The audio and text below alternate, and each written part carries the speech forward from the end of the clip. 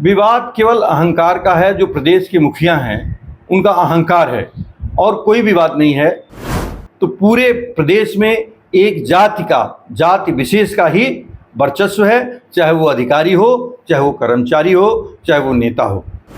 प्रदेश के मुखिया समय समय पर ब्राह्मणों के खिलाफ बराबर अपनी आवाज़ उठाते रहे। जब भी वो प्रदेश के मुखिया कोई ब्राह्मणों की बात होती है तो उसको उठाते रहते हैं।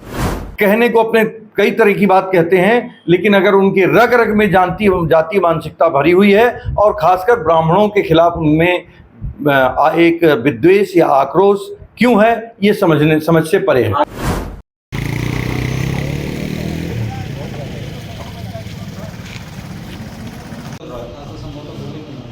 माता प्रसाद जी बोलेंगे।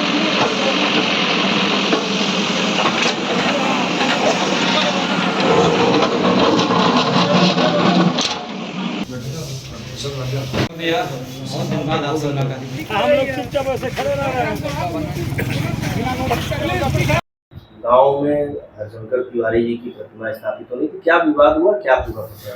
विवाद केवल अहंकार का है। जो प्रदेश के मुखिया हैं उनका अहंकार है और कोई विवाद नहीं है, क्योंकि हरिशंकर तिवारी जी का जो जन्म स्थान है टाणा ग्राम है, पैतृक स्थान है, उनकी जन्मभूमि है, कर्मभूमि है। तो आज उनके जाने के बाद लगभग साल भर के बाद गांव के लोगों का एक निर्णय था कि उन्होंने चिल्लू पार के लिए, उस गांव के लिए एक मापदंड स्थापित किया था, इसलिए उनकी वहाँ पे एक प्रतिमा लगनी चाहिए। पूरी गांव सभा ने एक खुली बैठक करके इस प्रस्ताव को पास किया और सरकार को प्रस्ताव देने का काम किया, लेकिन सरकार ने जातिवादी रवैया अपनाते हुए, एक जाति विशेष की बात करते हुए सरकार ने कल अराजकतापूर्ण निर्णय लेकर वहाँ पे बन रहे चबूतरे को विध्वंस करने का काम हजारों पुलिसकर्मियों के साथ, प्रशासन के साथ जाकर उस चबूतरे को ध्वस्त कर दिया। और केवल इससे उनकी जातीय और अराजक मानसिकता परिलक्षित होती है। आज के तारीख में अगर आप देखें तो पूरे प्रदेश में एक जाति विशेष का ही वर्चस्व है, चाहे वो अधिकारी हो, चाहे वो कर्मचारी हो, चाहे वो नेता हो। क्या लगता है जिस तरह की कार्रवाई हुई है, ब्राह्मण समाज का एक प्रतिनिधित्व करते रहे हरिशंकर तिवारी जी, तो क्या लगता है इस कार्रवाई को कितना द्वेषपूर्ण मानते हैं? नहीं, ये हमने कहा अहंकारपूर्ण कार्रवाई है और व्यक्तिगत विद्वेषपूर्ण कार्रवाई है।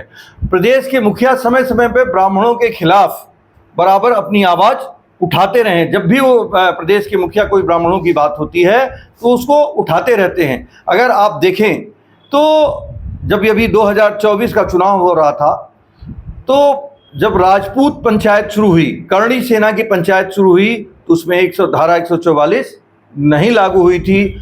दूसरी कोई पंचायत हुई तो उसमें धारा 144 लागू कर दी गई। और आज चाहे जिस भी ब्राह्मण, चाहे आप देखिए प्रदेश का कोई ऐसा जिला नहीं है जहां ब्राह्मणों की हत्याएं ना हुई हों, जहां ब्राह्मण परेशान ना किया गया हो, ब्राह्मण की आज सुनवाई नहीं की जा रही हो। चाहे सुल्तानपुर के घनश्याम तिवारी हो, चाहे कानपुर का मामला हो, चाहे देवरिया में 6 ब्राह्मणों की हत्या की मामला हो, चाहे अभी लखनऊ में तात्कालिक मामला हुआ प्रत्युष पांडे को जिसकी हत्या कर दी गई है, पंथरा थाने में जिसकी हत्या कर दी गई है, जिसमें 4 पुलिसकर्मियों को दंडित करने का भी काम सरकार ने किया है। लेकिन ब्राह्मणों की हत्याएं इस प्रदेश में, इस सरकार में थम नहीं रही हैं। चारों तरफ से प्रदेश सरकार में ब्राह्मणों की हत्याएं करने का काम वर्तमान अराजक सरकार करने का काम कर रही है। कल्याण सरकार में मंत्री रहे और अलग अलग सरकारों में भी कैबिनेट मंत्री रहे, तो क्या कहना?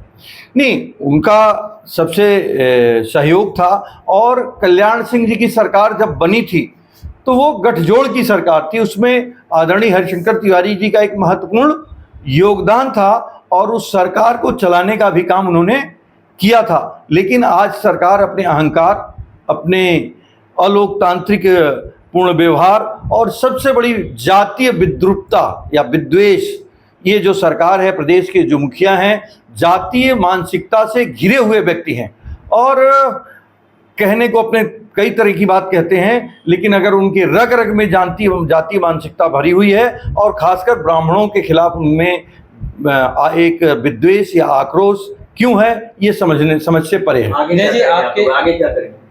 आगे अभी हम लोग मूर्ति स्थापना करने का प्रयास कर रहे हैं। गांव के ही कुछ लोगों ने अपनी जमीन वहां देने का काम किया है, तो 5 तारीख को हम लोग मूर्ति का अनावरण करने का प्रयास करेंगे। ये आपके मामले में क्या लोगों यहाँ के प्रशासन से आपकी बात हुई है, क्या उनका कहना? प्रशासन से अगर फोन करिए तो प्रशासन बराबर मीटिंग में रहता है। एसडीएम से बात हुई थी, एसडीएम ने कहा कोई बात नहीं। एडीएम से बात हुई तो उन्होंने कहा नहीं, इस तरह की कोई बात नहीं है। जब कोई चीज़ अवरुद्ध नहीं हो रही है तो मूर्ति लग सकती है, चूंकि ये एक लंबा प्रोसेस होता है, उससे कोई हिंड्रेंस नहीं है, तो मूर्ति लगनी चाहिए। लेकिन आज की तारीख में मेरे पास उसका कोई रिकॉर्डेड चीज़ नहीं है।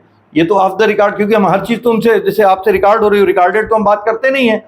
तो बात किया था गांव के प्रधान लोगों ने, गांव से प्रतिनिधिमंडल आया था, एडीएम से मिला था, डीएम से मिलने का प्रयास किया था, तो डीएम ने उनको आगे बढ़ा दिया था बात। लेकिन कल इस कहने के थोड़ी देर बाद ही पुलिस की ये अत्याचार और अन्यायपूर्ण कार्रवाई और बर्बरतापूर्ण कार्रवाई प्रदेश की जातीय, जो प्रदेश के मुखिया हैं, उनकी जातीय सोच को रखते हुए प्रदेश के अधिकारियों ने इसको अंजाम दिया।